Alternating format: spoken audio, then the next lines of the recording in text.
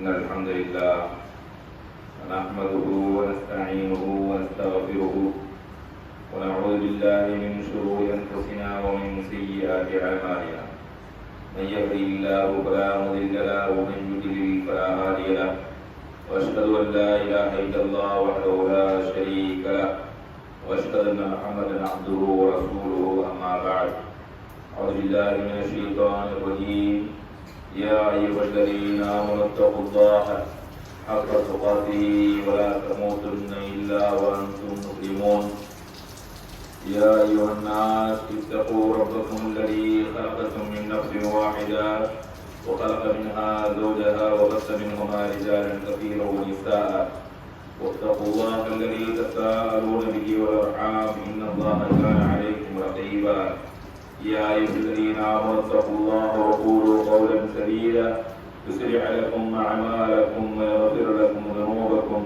ومن يطع الله ورسوله فقد فاز فوزا عظيما صدق الله العظيم. قال النبي صلى الله عليه وسلم إن أصدق الحديث كتاب الله وأحسن الهدي هدي محمد وشر الأمور محدثاتها وكل محدثة بدعة وكل بدعة ضلالة وكل ضلالة في النار. கண்ணியத்திற்குரிய எல்லாம் உள்ள அல்லாஹ் ஜல்லஷானஹு வ தஆலாவின் நல்லடியார்களே, அல்லாஹ்வுடைய மாபெரும் கிருபையினால் அவனது கடமைகளில் ஒன்றான இந்த ஜும்ஆ தொழுகை நிறைவேற்றுவதற்காக வல்ல ரஹ்மான் நம்மை இங்கு ஒன்று கொள்ள செய்திருக்கின்றான். இந்த நேரத்திலே நம்மை படைத்து பரிபாலிக்கக்கூடிய ஏக வல்லோனை போற்றி புகழ்ந்தவராகவும் நமக்கு நேர்வழி காட்டியாக அனுப்பப்பட்ட இமர்வான ரசூலை கரீம் ஸல்லல்லாஹு அலைஹி வஸல்லம் அவர்கள் மீதும் அன்னாரின் குடும்பத்தார்கள் மீதும் அவர்களது கொள்கையை ஏற்று வாழ்ந்த சத்திய சஹாபாக்கள், தாபிஈன்கள், தபா தாபிஈன்கள், இமாம்கள், குறிப்பாக இக்கடமையை நிறைவேற்றுவதற்காக இங்கு ஒன்று குழுமியிருக்கும் நம் அனைவர்கள் மீதும் அல்லாஹ்வுடைய வற்றாத பெருங்கருணை என்றென்றும் நின்று நிலைக்கட்டுமாக என்று பிரார்த்தித்தவனாக இந்த ஜும்ஆவை ஆரம்பம் செய்கின்றேன். கண்ணியத்திற்குரிய எல்லாம் வல்ல அல்லாஹ் ஜல்லஷானஹு வ தஆலாவின் நல்லடியார்களே, ஒவ்வொரு ஜும்ஆவிலும் ஒவ்வொரு தலைப்பின் கீழாக மார்க்க விஷயங்களை அறிந்து கொண்டு 2 ரக்காத் ஜும்ஆ தொழுதுவிட்டு அல்லாஹ்விற்கு நாம் நன்றி செலுத்திவிட்டு நாம் இங்கிருந்து செல்கின்றோம்.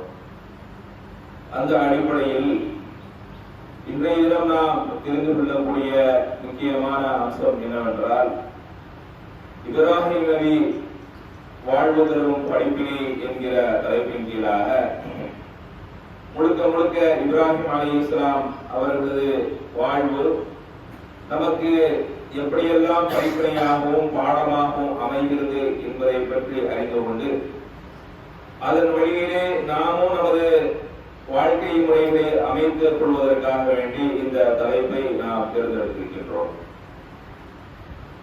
அல்லாஹ் ரப்பல் ஆலமீன் திருக்குர்ஆனிலே கிட்டத்தட்ட 69 இடங்களில் இப்ராஹிம் என்கிற பெயரை பயன்படுத்தி இருக்கின்றார். அதற்கு மேலாக இப்ராஹிம் நபியின் பெயராலே இப்ராஹிம் என்கிற ஒரு அத்தியாயமும் திருக்குர்ஆனில் இருக்கின்றது. அதே நேரம் அல்லாஹ் ரப்பல் ஆலமீன் இப்ராஹிம் அலைஹிஸ்ஸலாத்து வஸலாம் அவர்களை யாருக்கு முன்மாதிரியாக ஆக்கியிருக்கிறார் என்று சொன்னால், குறிப்பாக நமது சமுதாயத்தினருக்கு முன்மாதிரியாக அல்லாஹ் ரப்பல் ஆலமீன் ஆக்கியிருக்கின்றார். நபிமார்களில் எல்லா நபிமார்களும் மேன்மையானவர்கள் தான், எல்லா நபிமார்களும் சிறப்பானவர்கள் தான். ஒவ்வொரு நபிமார்களும் தங்களுக்கு வழங்கப்பட்ட கடமைகளை சரியாக செய்திருக்கிறார்கள். நபிமார்களுக்கு மத்தியிலே தரம் பிரிப்பதோ அவர்களுக்கு மத்தியிலே பாகுபாடு காட்டுவதோ ஒரு முஃமினுக்கு ஆகமான செயல் அல்ல என்று நமது மார்க்கம் நமக்கு வலியுறுத்துகின்றது. ஆனால் அதே நேரம் நபிமார்களின் சிறப்புகளை பற்றி அவர்கள் என்னென்னவெல்லாம் செய்தார்களோ அதை அல்லாஹ்வும் என்ன செய்கின்றான், நன்றி பாராட்டக்கூடியவனாக இருக்கின்றான். திருக்குர்ஆனில் எந்த நபியையும் அல்லாஹ் விட்டு வைக்காமல் எந்தெந்த நபிமார்கள் முக்கியமாக அவன் சொல்ல நினைத்தானோ அத்தனை பேர்களையும் திருக்குர்ஆனில் நீங்கள் எடுத்து பார்த்தால், ஒதுக்குர் ஃபில் கிதாபி இப்ராஹிம், ஒதுக்குர் ஃபில் கிதாபி இத்ரீஸ், ஒதுக்குர் ஃபில் கிதாபி லூத், ஒதுக்குர் ஃபில் கிதாபி நூஹ், இப்படி எல்லா நபிமார்களையும் பற்றியும் அல்லாஹ் ரப்பல் ஆலமீன் திருக்குர்ஆனில் நமக்கு சொல்லி காட்டி இருக்கின்றார். ஆனால் இதை அதிகமாக நமக்கு நமது வாழ்க்கைக்கு மிகவும் அவசியமான ஒரு நபி யார் என்று கேட்டால் இப்ராஹிம் அலைஹிஸ்ஸலாத்து வஸலாம் அவர்களது வாழ்க்கை தான் நமக்கு மிகவும் நெருக்கமான ஒரு வாழ்வாக இருக்கிறது என்பதை நம்மால் உணர முடிகின்றது.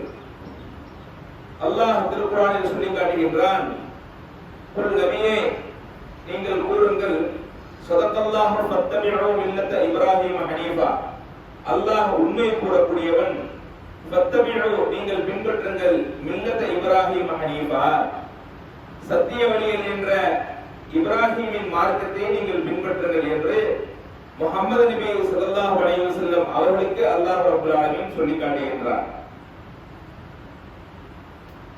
அல்லாஹ்வுடைய தூதர் ஸல்லல்லாஹு அலைஹி வஸல்லம் அவர்கள் கூட இப்ராஹிம் அலைஹிஸ்ஸலாத்து வஸலாம் அவர்களை தான் தங்களது வாழ்க்கையின் முன்மாதிரியாக அவர்கள் ஆக்கியிருக்கிறார்கள். அதற்கு மிகவும் சுருக்கமான உதாரணத்தை சொல்ல வேண்டும் என்று சொன்னால், நாம் ஒவ்வொரு ரக்காஅத்திலும் அத்தஹியாத்திற்கு பிறகு அல்லாஹும்ம ஸல்லி அலா முஹம்மதின் வ அலா ஆலி முஹம்மதின் என்று ஆரம்பிக்கக்கூடிய அந்த துஆவை நாம் ஓதுகின்றோம். அந்த துஆவிலே ரசூல் ஸல்லல்லாஹு அலைஹி வஸல்லம் அவர்கள் கேட்கக்கூடிய அம்சம் என்னவென்று சொன்னால், இறைவா இப்ராஹிம் நபியின் மீது இப்ராஹிம் நபியின் குடும்பத்தார்கள் மீதும் எவ்வாறு அருள் புரிந்தாயோ அதே போன்று முஹம்மதுக்கும் முஹம்மது நபியின் குடும்பத்தார்களுக்கும் நீ அருள் புரிவாயாக என்று நபிகள் நாயகம் ஸல்லல்லாஹு அலைஹி வஸல்லம் அவர்கள் பிரார்த்தனை செய்வதிலிருந்து நாம் தெரிந்து கொள்ளலாம். இப்ராஹிம் அலைஹிஸ்ஸலாம் அவர்கள் அல்லாஹ்வால் எவ்வளவு அருள் செய்யப்பட்டிருக்கிறார்கள், அவர்களது வாழ்க்கை எப்படிப்பட்ட ஒரு அழகான ஒரு வாழ்க்கை என்பதை நாம் சற்று சிந்தித்து பார்க்க வேண்டும். முதலாவதாக அவர்களை பற்றி நாம் அறிந்து கொள்ளக்கூடிய விஷயம் என்னவென்று சொன்னால், பொதுவாக இந்த உலகத்தில் அறிவாளிகளுக்கு தான் அதிகமான மதிப்பு. அதை யார் ஒத்துக்கொண்டாலும் ஒத்துக்கொள்ளவில்லை என்றாலும் உண்மை அதுதான். அறிவாளிகளுக்கு இருக்கக்கூடிய மதிப்பு வேற யாருக்கும் கிடையாது. ஒரு மனிதன் ஒரு பொருளை கண்டுபிடித்து விட்டான் என்று சொன்னால் அவனது பெயர் காலத்திற்கும் நிலைத்து நிற்கும். இன்று கூட பள்ளிகளில் படிக்கக்கூடிய மாணவர்களுக்கு மிகவும் சிலாகித்து சொல்லக்கூடிய விஞ்ஞானிகளுடைய பட்டியல்களை பார்த்தால் அவர்கள் கண்டுபிடித்தது ஏதோ ஒரு பொருளாக இருக்கலாம், இரண்டு பொருளாக இருக்கலாம், அல்லது ஒரு விஷயத்தை பற்றி அவர்கள் கருத்து கூறியிருக்கலாம். பூமி உருண்டை என்று கூறியிருக்கலாம், பூமி தட்டை என்று கூறியிருக்கலாம். ஆனால் அவர்கள் செய்த அந்த ஆய்வின் காரணமாக, அந்த ஆராய்ச்சியின் காரணமாக அவர்களது பெயர்கள் இன்றும் நமது உள்ளங்களில் நிறைவேற்றிருக்கக்கூடிய ஒரு அம்சமாக இருக்கிறது. அதைத்தான் இப்ராஹிம் அலைஹிஸ்ஸலாம் அவர்களை பற்றி அல்லாஹ் ரப்பல் ஆலமீன் இஸ்லாமித்து கூறுவதற்கு காரணம் என்னவென்று சொன்னால், அவர்கள்தான் உண்மையிலேயே பகுத்தறிவின் தந்தை என்று நாம் எல்லாம் போற்ற வேண்டும். பகுத்தறிவு தந்தை என்று உலகத்தில் பல்வேறு நபர்களை என்று பெயர்கள் சூட்டிக் கொண்டாலும் இப்ராஹிம் நபிதான் உண்மையிலே பகுத்தறிவின் தந்தை. பகுத்தறிவு என்றால் இந்த உலகத்தில் இப்பொழுது என்ன சொல்லிக் கொள்கிறார்கள் என்று சொன்னால், இந்த உலகம் என்பது தன்னால் இயங்கிக் கொண்டிருக்கிறது. இந்த உலகத்தை யாரும் இயக்கவில்லை. இறைவனும் கிடையாது, ஒன்றும் கிடையாது, மாயமும் இல்லை, மந்திரமும் இல்லை, சக்தியும் இல்லை, ஒன்றும் இல்லை. இந்த உலகம் தன்னால் இயங்கிக் கொண்டிருக்கிறது என்று சொல்லக்கூடியவர்கள் தான் தங்களை பகுத்தறிவுவாதிகள் என்று சொல்லிக் கொண்டு இருக்கிறார்கள். ஆனால் உண்மையிலே பகுத்தறிவு என்றால் என்னவென்று கேட்டால், ஒரு விஷயம் தன்னால் இயங்காது என்பதுதான் பகுத்தறிவு. அவர்கள் வைத்திருக்கக்கூடிய எந்த ஒரு உபகரணமும் தன்னால் இயங்காது. அவர்கள் பயன்படுத்தியிருக்கக்கூடிய கையில் கட்டியிருக்கக்கூடிய கடிகாரம் கூட தன்னால் இயங்காது. அவர்கள் தைத்திருக்கக்கூடிய, அவர்கள் உடுத்தியிருக்கக்கூடிய ஆடை தன்னால் அவர்கள் உடம்பில் ஒட்டி இருக்காது. அவர்கள் சாப்பிடக்கூடிய சாப்பாடு தன்னால் அவர்கள் அவர்களுடைய தட்டிலே விழுந்திருக்காது. எந்த விஷயங்கள் செய்தாலும் அதை ஒருவர் செய்திருக்க வேண்டும், ஒருவர் இயக்கி இருக்க வேண்டும், ஒருவர் தயாரித்திருக்க வேண்டும், ஒருவர் அதை செம்மையாக நடைமுறைப்படுத்தி இருக்க வேண்டும். இதுதான் பகுத்தறிவு. ஆனால் பகுத்தறிவுவாதிகள் என்று சொல்லக்கூடியவர்கள் என்ன சொல்கிறார்கள் என்று சொன்னால், இந்த உலகம் எல்லாம் பூமி தன்னால் சுற்றுகிறது, சூரியன் தன்னால் சுற்றுகிறது, இந்த நீர், நிலை, காற்று, நெருப்பு, ஆகாயம் தன்னால் இயங்குகிறது, இந்த பிரபஞ்சத்தை படைப்பு அது தானாகவே உருவாகி கொண்டது, நாமெல்லாம் தன்னாலே பிறந்தோம், தன்னாலே அழிய போகின்றோம், இதையெல்லாம் இயற்கை என்று அவர்கள் சொல்லிக் கொண்டே இருக்கிறார்கள். ஆனால் உண்மை நிலை அது கிடையாது. இதையெல்லாம் இயக்குபவன் ஒருவன், அவன்தான் இறைவன். அவன் எப்படிப்பட்டவன் என்று இப்ராஹிம் அலைஹிஸ்ஸலாம் அவர்கள் சிந்திக்கிறார்கள். இறைவன் என்றால் அவர்கள் என்ன முதலில் ஒரு கோட்பாடு வைக்கிறார் என்றால், இறைவன் என்றால் அவனுக்கு சில கோட்பாடுகளை அவர்கள் வைக்கிறார்கள். எப்படி? இறைவன் என்றால் மிகப்பெரியவனாக இருக்க வேண்டும், இறைவன் எப்படிப்பட்டவனாக இருக்க வேண்டும்? நம்மை போன்ற சாதாரண ஒரு படைப்பாக இருக்கக்கூடாது, அவன் இந்த உலகத்திற்கே ஒரு சூப்பர் பவராக இருக்க வேண்டும் என்று அவர்கள் சூரியனை பார்க்கிறார்கள். இது எவ்வளவு பிரம்மாண்டமாக இருக்கிறது. பலம்மார் ஆஷம் சபாசகத்தன் கால காலா ரப்பி காலா அக்பர், இதுதான் எனது இறைவன். இதை பாருங்கள், உலகத்தில் எங்கு சென்றாலும் வெளிச்சமாக தெரிகின்றது. ஒரே ஒரு சூரியன் இந்த உலகத்தில் அனைத்து இடத்திற்கும் வெளிச்சமாக செய்கின்றது. ஒருவேளை இதுதான் இறைவனாக இருக்கும் என்று அவர்கள் அதை முதலில் கூறி வந்தார்கள். இரவு நேரத்திலே அந்த சூரியன் செய்து மறைகின்றது. அவங்க என்ன செய்யறாங்க? இது எனது இறைவன் கிடையாது, எனது இறைவன் மறைபவன் அல்ல, இது என்ன ஒரு குறிப்பிட்ட நேரத்துக்கு மட்டும்தான் அது வெளிச்சம் தருது, அதுக்கப்புறம் போயிருது, அதுக்கப்புறம் இந்த உலகத்தை இயக்குவது யார் அப்பா அப்படின்னு கேட்டு அந்த ஒரு ஆராய்ச்சியை கைவிடுகிறார்கள். அடுத்தபடியாக எப்படி ஆராய்ச்சி முடிய இரவில் சந்திரன் வருகின்ற பொழுது, ஓ இதுதான் இறைவன் போல, இதுதான் நம்மை இயக்குகின்றது போல என்று அதன் மீது கொஞ்சம் நம்பிக்கை வைத்தார்கள். அதன் மீது நம்பிக்கை வைத்தவுடன் காலை அது மறைந்தவுடன் அதனுடைய நம்பிக்கை அவர்கள் விட்டுவிட்டார்கள். எனவே கடைசியில் அவர்கள் ஒரு முடிவுக்கு வந்தார்கள், இந்த சூரியனும் இறைவன் கிடையாது, சந்திரனும் இறைவன் கிடையாது, இதையெல்லாம் படைப்பதே ஒரு இறைவன் தான் என்று அவர்கள் ஒரு முடிவுக்கு வந்து வணக்கத்திற்குரிய அல்லாஹ்வை அவர்கள் மனப்பூர்வமாக ஏற்றுக்கொண்டார்கள். அல்லாஹ் யார் என்றோ அவன் எப்படிப்பட்டவன் என்றோ அவர்கள் பார்த்தது கிடையாது. அவர்களுக்கு அவர் அல்லாஹ் பேசியதும் கிடையாது ஆரம்பத்தில். ஆனால் அவர்கள் மன ரீதியாக ஒருவன் இருக்கின்றார், அவன் தான் இறைவன் என்ற நம்பிக்கை கொண்டதற்கு பிறகு அல்லாஹ் அவர்களுக்கு வஹி செய்தியை அனுப்ப ஆரம்பிக்கின்றார். இப்ராஹிம், நீ யாரை தேடிக்கொண்டிருந்தாயோ, நீ யாரை இந்த உலகத்தில் யார் இந்த உலகத்தை படைத்தாய் என்று ஆராய்ச்சி செய்து கொண்டிருந்தாயோ அந்த இறைவன் நான் தான் உனது இறைவன். இந்த உலகத்தில் உன்னை நான் ஒரு முன்மாதிரியாக ஆக்கப் போகின்றேன். எனவே நீ மக்களுக்கு அச்சமூட்டி எச்சரிக்கை செய்கிறாக. என்னை தவிர்த்து பிற அவர்களாக உருவாக்கி வைத்திருக்கக்கூடிய அந்த கடவுள்களை, அவர்கள் கற்பனை கடவுள்களை அவர்களை வணங்கக்கூடாது என்று அவர்களுக்கு எச்சரிக்கை செய்வாயாக. முதலில் உனது குடும்பத்தார்களுக்கு எச்சரிக்கை செய்வாயாக. நான் சொல்லக்கூடிய விஷயங்களை கேட்டு நடப்பாயாக, எனக்கு கட்டுப்படுவீராக என்று அல்லாஹ் ரப்பல் ஆலமீன் வஹி செய்திகளை அறிவிக்கின்றான். இதை அவர்கள் கேட்டவுடன் இப்ராஹிம் அலைஹிஸ்ஸலாம் அவர்களுக்கு ஒரு பிடிப்பு ஏற்பட்டுவிட்டது. அவர்களுக்கு பிரிப்பு ஏற்பட்டாலும் கூட அல்லாஹ் பேச ஆரம்பித்ததும் கூட அவங்களுக்கு ஒரே ஒரு டவுட் இருந்தது. என்ன அப்படின்னா, நாமெல்லாம் மரணித்ததற்கு பிறகு மீண்டும் எழுப்பப்படுவோமா, அது எப்படி எழுப்பப்படுவோம் என்கிற ஒரு சின்ன சந்தேகம் உங்களுக்கு இருக்கு. அப்ப என்ன செய்யறாங்க? அல்லாஹ்விடத்தை கேட்கிறாங்க, ரப்பி அரினி கைஃப துஹ்யில் மௌதா, இறைவா இறந்தவர்களை நீ எப்படி உயிர்ப்பிப்பாய், அதை எனக்கு காட்டுவாயாக அப்படி சொல்லி கேட்கிறாங்க. அதுக்கு அல்லாஹ் ரப்பல் ஆலமீன் கேட்கிறான், அவலம் துமின், இன்னும் இப்ராஹிம் உனக்கு நம்பிக்கை இல்லையா அப்படின்னு. அதுக்கு இப்ராஹிம் அலைஹிஸ்ஸலாம் சொல்றாங்க, அவலம் பாலபலா, அப்படி இல்ல, உலாக்கில் எத்துணைன்னு கல்வி, எனது எல்லாத்தையும் அதை இது பண்ணிட்டேன், இந்த ஒரு விஷயம் மட்டும் அதை எப்படி நான் பார்க்க விரும்புகின்றேன், அதை எனக்கு பார்த்து விட்டால் எனக்கு மன நிம்மதியாக போய்விடும் என்று அவர்கள் கேட்கிறார்கள். அப்போ உடனே அல்லாஹ் ரப்பல் ஆலமீன் ஒரு செய்முறை காட்டுவதற்காக வேண்டி ஒரு பறவையை பிடித்து அதை நீங்கள் அறுத்து 4 பாகங்களாக பிரித்து 4 பகுதிகளில் அதை வைத்துவிட்டு அந்த பறவையின் பெயரை சொல்லி நீங்கள் அறையுங்கள், அது உங்களிடத்திலே மீண்டும் உயிர் பெற்று வரும், அப்பொழுது நீங்கள் என்னை நம்பிக்கொள்ளுங்கள் என்று அல்லாஹ் ரப்பல் ஆலமீன் தனது வஹி செய்தியை அவன் அதோடு நிறுத்திவிட்டான். அதற்கப்புறம் அந்த வஹி செய்திகள் எல்லாமே இப்ராஹிம் அலைஹிஸ்ஸலாம் அவர்களுக்கு சோதனையான சில வஹி செய்திகள். இப்ராஹிம் அலைஹிஸ்ஸலாம் அவர்களை சோதித்து பார்த்தார். எப்படி எல்லாம் சோதித்து பார்த்தார் என்று சொன்னால், இவர் நம்மை ஏற்றுக்கொண்டார், நம்மை கடவுளாக இவர் ஏற்றுக்கொண்டார், இவருக்கு சில சோதனைகளை கொடுப்போம்.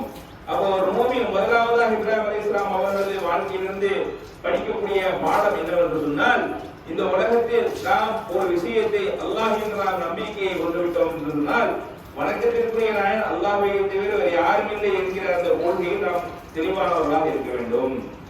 அல்லாஹ்வை தவிர வேறு யாரிடத்திலும் நாம் பிரார்த்தனை செய்யக்கூடாது என்பதில் தெளிவாக இருக்க வேண்டும். அல்லாஹ்வை தவிர வேறு யாரிடத்திலும் நாம் உதவி தேடக்கூடாது என்பதில் தெளிவாக இருக்க வேண்டும். அல்லாஹ்விற்கு இருக்கக்கூடிய ஆற்றல் வேற எந்த பொருள்களுக்கும் இல்லை என்பதில் நாம் தெளிவாக இருக்க வேண்டும். அல்லாஹ்விற்கு இருக்கக்கூடிய அந்த சக்தி வேறு எதற்கும் இல்லை என்பதில் நாம் தெளிவாக இருக்க வேண்டும். இறைவனுக்கு இணையாக நாம் எந்த ஒரு பொருளையும் நாம் ஆக்கிவிடக் கூடாது என்பதில் தெளிவாக இருக்க வேண்டும். எந்த அளவிற்கு என்று சொன்னால், இறைவனுக்கு நிகராக ஒரு கயிறை நாம் நம்பிக்கை கொண்டாலே நமது வாழ்க்கை நாசமாகிவிடும். இன்மையும் நமது வறுமை வாழ்க்கையை நாசமாகிவிடும். ஒரு மனிதன் ஒரு கயிறை நம்புறான், இந்த கயிறை கட்டினால் எனது வாழ்க்கை நன்றாக மாறும் என்று ஒரு கயிறை நம்புகின்றான். ஒரு வீட்டு வாசலிலே இந்த கயிறையோ இந்த பானையோ இந்த கத்தாழை செடியையோ எனது வீட்டின் வாசலில் தொங்க போட்டால் எனது கஷ்டங்கள் எல்லாம் தீர்ந்து விடும் என்று ஒரு மனிதன் நம்புகின்றான். கஷ்டங்களை தீர்ப்பவன் யார்? அல்லாஹ் தான். கஷ்டங்களை தீர்க்கக்கூடிய அந்த சக்தி இந்த பொருளுக்கும் இருக்கிறது என்று ஒரு மனிதன் நம்பினால் அவன் எந்த ஒரு பாவத்தை செய்து விட்டான் என்று சொன்னால், உலகத்திலேயே அல்லாஹ்வால் சொல்லப்பட்ட மிகப்பெரிய பாவங்களில் மிகப்பெரிய நம்பர் 1 பாவமாக இருக்கக்கூடிய இணை வைப்பை அவன் செய்ததன் காரணமாக அவன் தனது வாழ்க்கையை பாடுபடுத்திக் கொண்டான். எனவே இப்ராஹிம் அலைஹிஸ்ஸலாம் அவர்களது வாழ்க்கையிலிருந்து நாம் பெறக்கூடிய முக்கியமான பாடம் என்னவென்று சொன்னால், நமது அறிவை பயன்படுத்த வேண்டும். எப்படி இறந்துவிட்ட ஒரு மனிதனிடத்திலே நாம் எப்படி போய் அவரிடத்திலே நாம் உதவி தேட முடியும்? இறந்து கிடைக்கிறார் ஒரு மனிதர், அவரை நாம் உயிரோடு இருக்கிறார் என்று நாம் நம்புகின்றோமே, அது எப்படி? நமது அறிவு நமக்கு அறிவு இல்லையா? ஒரு மனிதர் யாராக இருக்கட்டும், நபியாக இருந்தாலும் சரி, நல்லடியார்களாக இருந்தாலும் சரி, அவரும் அல்லாஹ்வுடைய அடிமைதானே என்கிற அறிவு நமக்கு வர வேண்டுமே தவிர, இவருக்கு இறைவனுடைய ஆற்றல் இருக்கிறது. ஏர்வாடியில் அடங்கி இருக்கக்கூடிய இப்ராஹிம் பாதுஷா அவர்கள் எங்களது நோய்களை தீர்த்து வைப்பார், எங்களது கஷ்டங்களை தீர்த்து வைப்பார் அப்படின்னு நாம் நம்பணும். அப்படின்னா நமது வாழ்க்கையை நாசமாயிடும். அப்படி நம்ம நம்புறாங்க. பல கஷ்டங்களோட உங்கள் தர்பாரை நாடி மக்கள் வருவார் பல கோடி. அவர்களுக்கு ஏற்படக்கூடிய கஷ்டங்கள், துன்பங்கள், துயரங்கள் எல்லாத்தையும் நீங்க தீர்த்து வைத்து விடுகிறீர்கள் அப்படி நம்புறாங்களே. அது முஸ்லிம் நல்லடியாரை நம்பினாலும் சரி, முஸ்லிம் அல்லாத ஒரு பெரியவரை நீங்கள் நம்பினாலும் சரி, நாம் என்ன செய்து விட்டோம்? அல்லாஹ்விற்கு இணை கற்பித்து விட்டோம் என்று ஏதாவது சந்தேகம் இருக்கிறதா? ஒரு சந்தேகமும் இல்லை. எனவே முதலில் இப்ராஹிம் அலைஹிஸ்ஸலாம் அவர்களிடத்திலிருந்து நாம் கற்க வேண்டிய பாடம் என்னவென்று சொன்னால், ஏகத்துவ கொள்கையில் நாம் உறுதியாக இருக்க வேண்டும். வணக்கத்திற்குரிய நாயன் அல்லாஹ்விற்கு எதையும் நாம் இணை கற்பித்து விடக் கூடாது. நமக்கு ஏதாவது ஒரு தேவை என்றால் அல்லாஹ்விடத்தில் தான் நாம் கேட்க வேண்டும். நம்முடைய கஷ்டங்களை அல்லாஹ்விடத்தில் மாத்திரமே சொல்லி நாம் முறையிட வேண்டும்.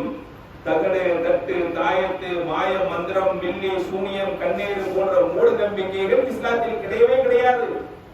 அதையெல்லாம் ஒரு மனிதன் நம்பினால், ஒரு மனிதன் எதை நம்ப வேண்டும் என்று சொன்னால், அல்லாஹ் ஏற்படுத்தியிருக்கக்கூடிய தக்தீரை தான் நம்ப வேண்டும். அல்லாஹ் திருக்குர்ஆனில் என்ன சொல்கின்றான்? நபியே நீங்கள் கூறுங்கள், லை யுஸீபனா இல்லா மா கதபல்லாஹு லனா வ மௌலானா, இறைவன் எங்களுக்கு விதித்ததை தவிர வேறு எதுவும் எங்களுக்கு அழகாது. ஒரு விஷயம் நமக்கு ஒரு கஷ்டமே வருதுமைங்க, அந்த கஷ்டம் எங்கிருந்து வருகிறது? இறைவன் புறத்திலிருந்து வருகிறது. ஆனால் அந்த கஷ்டத்திற்கு காரணம் யாராக இருக்கலாம்? நாம இருக்கலாம். நாம் செய்த பாவங்களுக்காக அல்லாஹ் நம்மளை சோதித்து பார்ப்பதற்காக அந்த கஷ்டத்தை அனுப்பியிருக்கலாம். ஆனால் மாறாக எப்படி நாம் விளங்கியிருக்க கூடாது? இந்த கஷ்டத்தை இவர் எனக்கு செய்து விட்டார், நான் இன்று எனது வியாபாரம் தோல்வி அடைந்ததற்கு இவர் எனக்கு செய்வனை செய்து விட்டார், அதனால் இப்படி எனக்கு ஆகிவிட்டது. இறைவன் எனக்கு இந்த காரியத்தை செய்யவில்லை, அவர் எனக்கு இப்படி செய்து விட்டார், அந்த சாமியார் இப்படி செய்து விட்டார், இந்த அவளியா எனக்கு இப்படி செய்து விட்டார், இந்த மந்திரவாதி எனக்கு இப்படி செய்து விட்டார் என்று ஒரு மனிதன் நம்பினால் அதுதான் இறைவனுக்கு இணை கற்பித்தல் என்ற ஒரு மிகப்பெரிய பாவத்தின் முடிவு. எனவே அறிவார்ந்த சமுதாயமாக நாம் இருக்க வேண்டும் என்று சொன்னால், முதலாவதாக இப்ராஹிம் அலைஹிஸ்ஸலாம் அவர்களின் கொள்கையில் அஸ்திவார கொள்கையாக இருக்கக்கூடிய இந்த ஏகத்துவ கொள்கை நமக்கு மிகப்பெரிய ஒரு பாடமாக இருக்கின்றது. அடுத்தபடியாக என்ன? இந்த ஏகத்துவ கொள்கையில் உறுதியாக இருப்பது. எப்படி அவர்கள் உறுதியாக இருந்தார்கள்? இந்த ஏகத்துவ கொள்கையை விட சொல்லி பல்வேறு விதமான கஷ்டங்கள் அவர்களுக்கு வழங்கப்பட்டது. எப்படி எல்லாம் கஷ்டங்கள் வழங்கப்பட்டது? முதலில் அவரது தந்தை அவரை எதிர்த்தார். இப்ராஹிம் அலைஹிஸ்ஸலாம் அவருடைய தந்தை ஆசர் என்று சொல்லக்கூடியவர்கள் அவருடைய தந்தையை செய்யறாங்க, எதிர்க்கிறாங்க. இப்ராஹிமே, எங்களது கடவுள்களை நீ நிந்தித்து பேசாதே, எங்களது கடவுள் தான் உண்மையானது, நீ அவர்களுக்கு எதிராக நீ பிரச்சாரம் செய்யாதே என்று தந்தை மகனுக்கு சொல்கின்றார். இப்ராஹிம் அலைஹிஸ்ஸலாம் அவர்கள் அழகிய முறையில் அவங்க பிரச்சாரம் செய்யறாங்க. என்னென்ன இது கால இப்ராஹிம் அபிஹியா அவத்தி மாலா தஅபுது வலா யஸ்மஉ வலா அப்சுரு வலா யுக்னி அன்க ஷைஆ. எனது தந்தையே, எந்த இந்த நீங்கள் வைத்திருக்கக்கூடிய இந்த சிலைகள் உங்களை பார்க்கவும் செய்யாது, நீங்கள் சொல்வதை கேட்கவும் செய்யாது, உங்களுக்கு எந்த ஒரு உதவியும் செய்யாது, அதையா நீங்கள் வணங்குகிறீர்கள் அப்படின்னு கேட்கிறாங்க. அப்ப இதைத்தான் அவர்கள் தனது தந்தையாக இருந்தால் கூட நமது தந்தை தானே என்று அவர்கள் அட்ஜஸ்ட்மெண்ட் பண்ணி போல. இன்னைக்கு நாம பெரும்பாலும் என்ன செய்யறது இல்ல, நமது குடும்பத்தினருக்கு இந்த ஏகத்துவ கொள்கையை எடுத்து சொல்வதில்லை. காரணம் என்ன? நாம் என்ன நினைக்கின்றோம், இதை அவர்களுக்கு மாற்றமான ஒரு கருத்தை சொன்னால் நமது குடும்பத்தினர் நம்மை கோபித்துக் கொள்வார்கள், நம்மை நஜாத்காரன் சொல்லிடுவாங்க, நம்மை குழப்பவாதி என்று சொல்லிவிடுவார்கள். அப்படித்தான் சொன்னார்கள் இப்ராஹிம் அலைஹிஸ்ஸலாத்து வஸலாம் அவர்களையும். அவரது தந்தை நீ குழப்பவாதி என்றுதான் சொன்னார்கள், நீ பிரிவினவாதி என்றுதான் சொன்னார்கள்.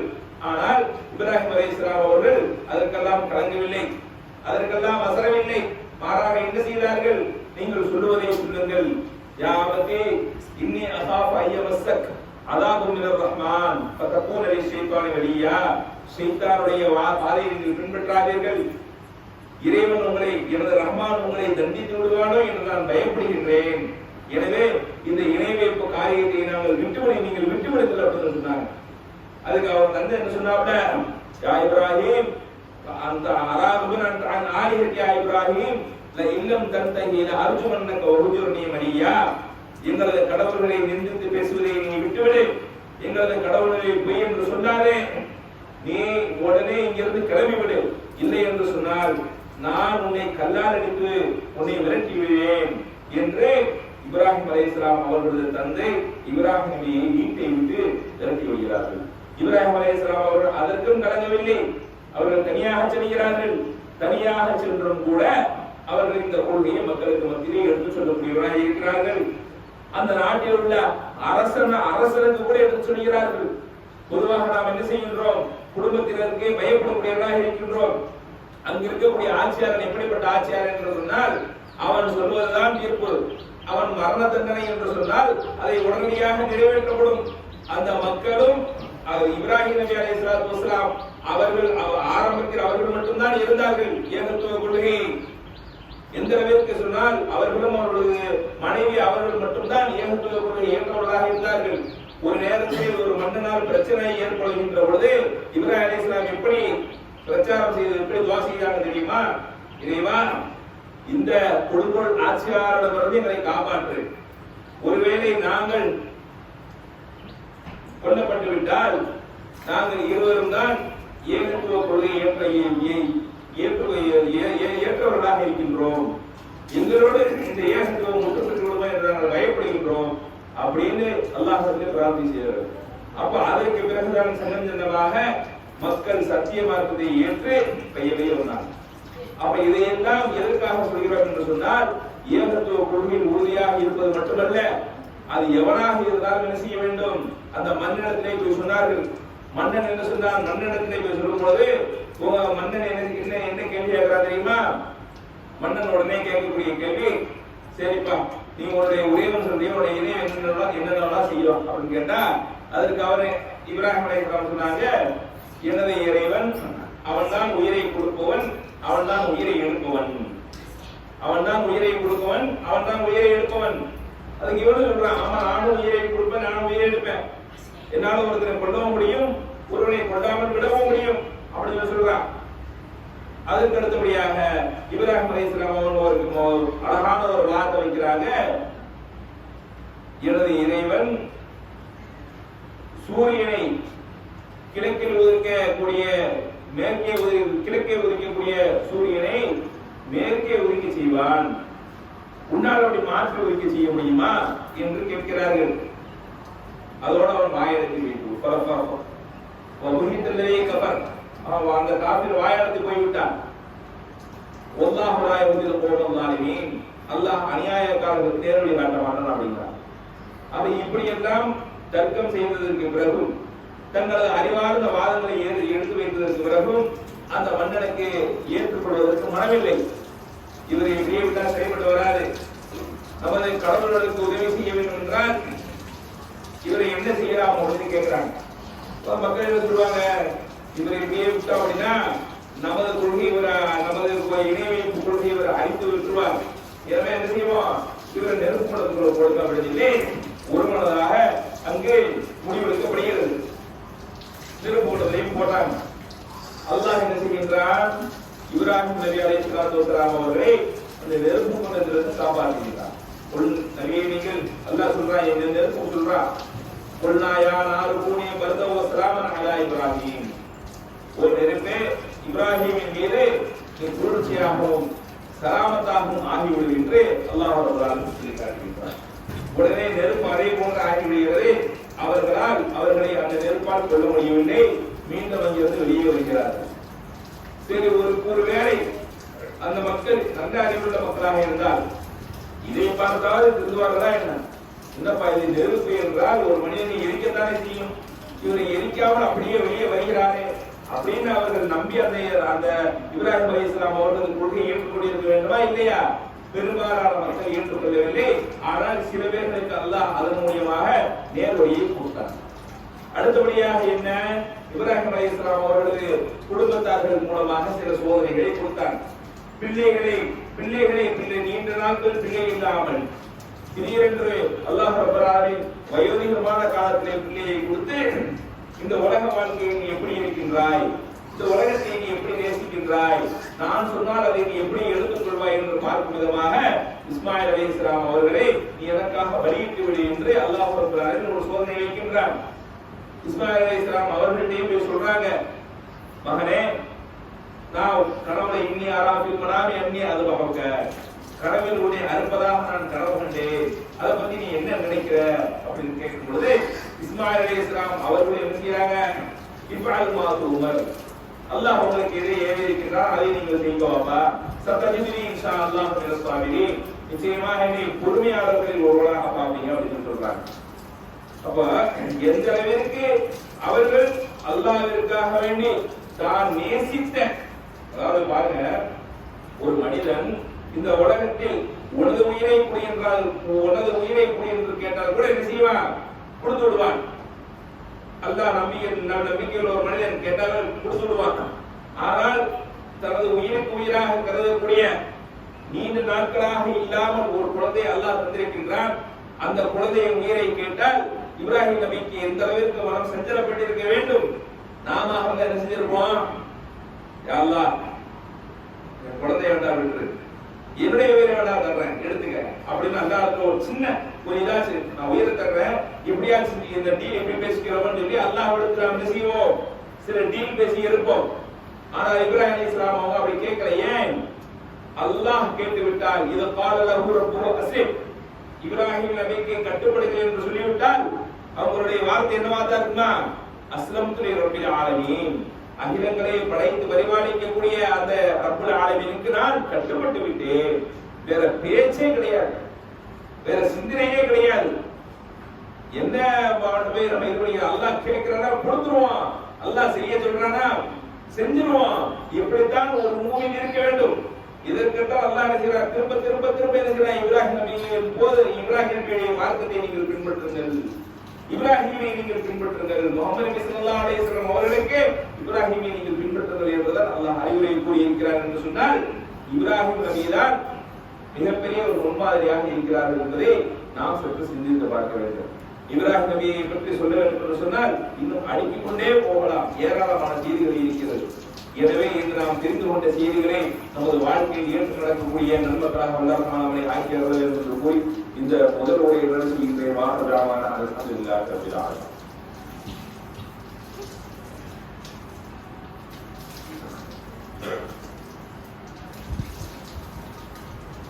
அல்ஹம்துலில்லாஹி வஹ்தஹு வஸ்ஸலாத்து வஸ்ஸலாமு அலா மன் லா நபிய்ய பஅது. கண்ணியத்திற்குரிய எல்லாம் வல்ல அல்லாஹ் ஜல்ல ஷானஹு வ தஆலா நல்லடியார்களே, தமிழ்நாடு தௌஹீத் ஜமாத் மாநில தலைமையின் மூலமாக 10 மாத செயல் திட்டமாக இப்ராஹிம் அலைஹிஸ்ஸலாம் வாழ்வுதலும் படிப்பினை என்கிற ஒரு அம்சத்தை நாம் கையெடுத்து இப்ராஹிம் அலைஹிஸ்ஸலாம் அவர்கள் இந்த சமுதாயத்திற்கு எப்படியெல்லாம் தேவை, அவர்களது வாழ்வு நமக்கு எந்த அளவிற்கு பலன் அளிக்கும் என்பதை மக்களுக்கு மத்தியிலே தொடர்ந்து 10 மாதங்களாக பயான்கள் மூலமாகவும், பிட் நோட்டீஸ்கள் மூலமாகவும், புக்குகள் மூலமாகவும், புத்தகங்கள் மூலமாகவும், பல்வேறு விதமான மாநாடுகள், பல்வேறு விதமான பொதுக்கூட்டங்கள், பல்வேறு விதமான திருமண பிரச்சாரங்கள் மூலமாக இப்ராஹிம் நபியுடைய வாழ்க்கையை நாம் என்ன செய்கின்றோம், பிரச்சாரம் செய்து வருகின்றோம்.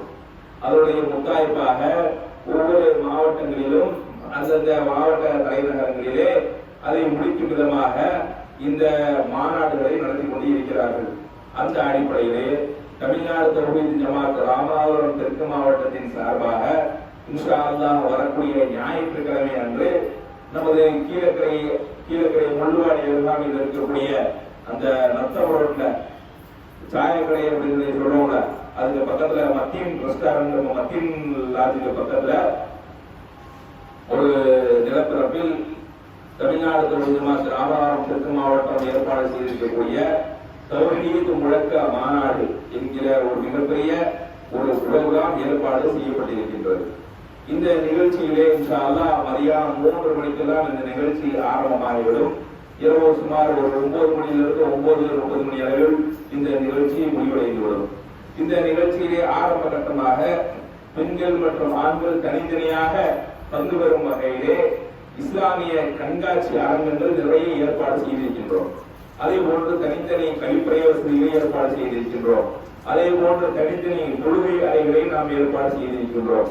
அதற்கு பிறகு ஒரு இந்த கண்காட்சி என்பது ஒரு 5 முதல் 5:30 மணி அளவோடு இந்த கண்காட்சி நிறுத்தப்பட்டு அடுத்தபடியாக பட்டிமன்றங்கள், இஸ்லாமிய மார்க்க சொற்பொழிவுகள், அதற்கு பிறகு தொழுகைகள், இது போன்ற முழுக்க அல்லாஹ்வின் நினைவு கூறக்கூடிய ஒரு அம்சமான ஒரு மாநாடாக இந்த மாநாடு நடைபெற இருக்கின்றது. இதற்காக வரக்கூடிய ஞாயிற்றுக்கிழமை அன்று மீன்கடையிலிருந்து தண்ணீர் பந்தல் மற்றும் மீன்கடையிலிருந்து வாகனங்கள் புறப்படுவதற்கு வாகனங்களை நாம் ஏற்பாடு செய்திருக்கின்றோம். சரியாக 3 மணிக்கெல்லாம் சால வாகனங்கள் வந்துவிடும். நீங்கள் அதிகமான மக்களை அழைத்து வருவது, அதிகமான மக்களுக்கு சொல்லுவது உங்களது கடமையாகும். எனவே இந்த மாநாட்டிற்கு அதிகமான மக்களை அழைத்து வருவதற்கு நீங்கள் முயற்சி செய்யுங்கள். அல்லாஹ் ரப்பல் ஆலமீன் நன்மை மற்றும் இறையச்சத்தில் நம் அனைவரையும் ஒன்றிணைப்பான் என்று கூறி இந்த உரையை நிறைவு செய்கின்றோம். மாஹதவானா அல்ஹம்துலில்லாஹி ரப்பில் ஆலமீன். அஸ்ஸலாமு அலைக்கும்.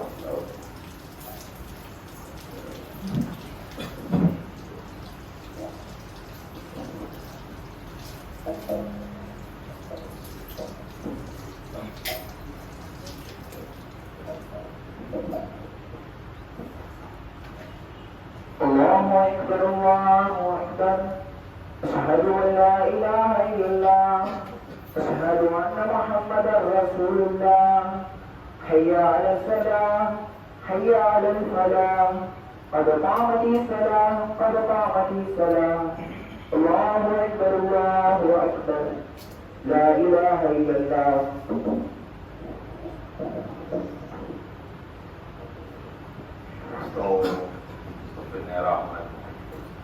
الله أكبر.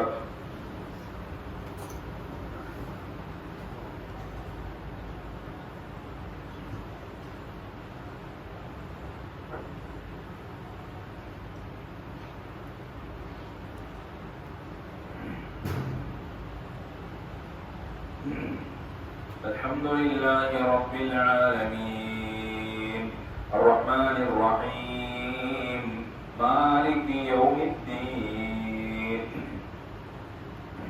إياك نعبد وإياك نستعين اهدنا الصراط المستقيم صراط الذين أنعمت عليهم غير المغضوب عليهم ولا الضالين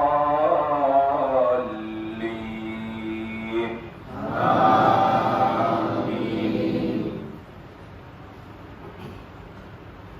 سبح اسم ربك الأعلى الذي خلق فسوى والذي قدر فهدى والذي أخرج المرعى فجعله غثاء نحوا سنقرئك فلا تنسى إلا ما شاء الله إنه يعلم الجهر وما يخفى ونيسرك لليسرى فذكر إن نفعت الذكرى سيذكر من يخشى ويتجنبها الأشقى الذي يصلى النار الكبرى ثم لا يموت فيها ولا يحيا قد أفلح من تزكى وذكر اسم ربه فصلى بل تؤثرون الحياة الدنيا والآخرة خير وأبقى إن هذا لفي الصحف الأولى صحف إبراهيم وموسى. الله أكبر.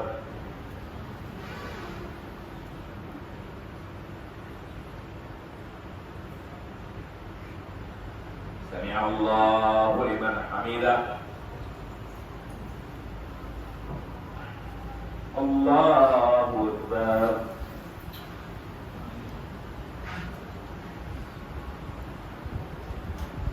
الله أكبر. الله أكبر.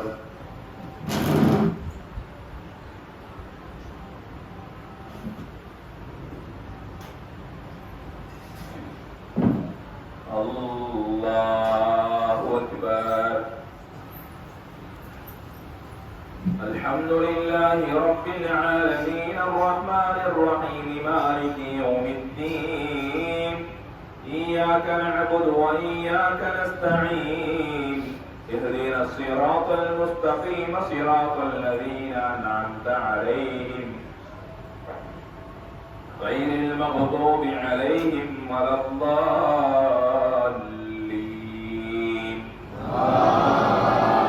آمين. هل أتاك حديث الغاشية وجوه يومئذ خاشعة عاملة ناصبة تصلى نارا حامية تسقى من عين آنية ليس لهم طعام إلا من ضريع لا يسمن ولا يغني من جوع وجوه يومئذ ناعمة لسعيها راضية في جنة عالية لا تسمع فيها لاغية فيها عين جارية فيها سرر مرفوعة وأكواب موضوعة ونمارق مصفوفة وزرابي مبثوثة أفلا ينظرون إلى الإبل كيف خلقت وإلى السماء كيف رفعت وإلى الجبال كيف نصبت وإلى الأرض كيف سطحت فذكر إنما أنت مذكر لست عليهم بمسيطر إلا من تولى وكفر فيعذبه الله العذاب الأكبر إن إلينا إيابهم ثم إن علينا حسابهم. الله أكبر.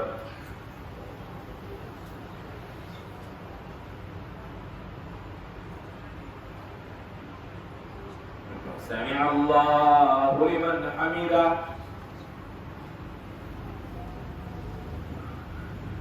الله أكبر.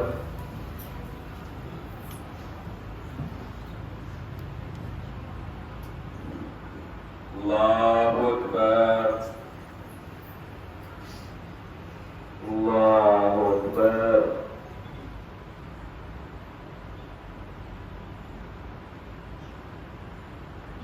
الله أكبر.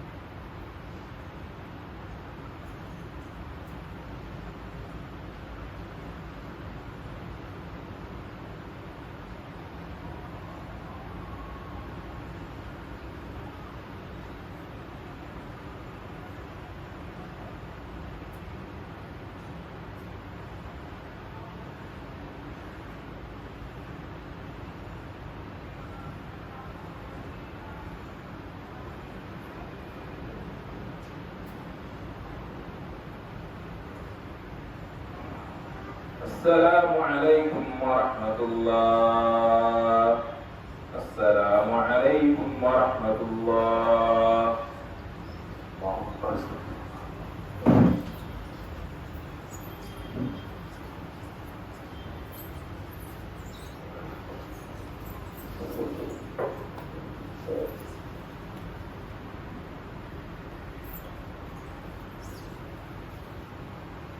Assalamualaikum warahmatullahi மாநில தலைமைக்கு வழங்கப்பட அறிவிப்பது அல்லாஹுடைய வகையில் அதிகமான கௌசியங்களை அன்புடன் கேட்டுக்கொள்கிறோம்.